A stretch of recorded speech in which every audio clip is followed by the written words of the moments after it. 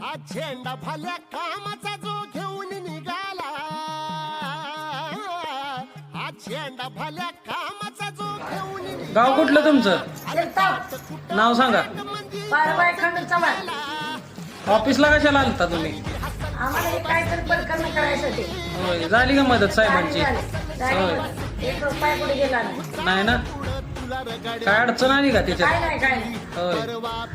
ह्यावेळी तुमचा साहेबांना सपोर्ट असेल का विधानसभेला? असेल ना? 100%. 100%. ह्याच्या आधी कोणी मदत केली का तुम्हाला? नाही.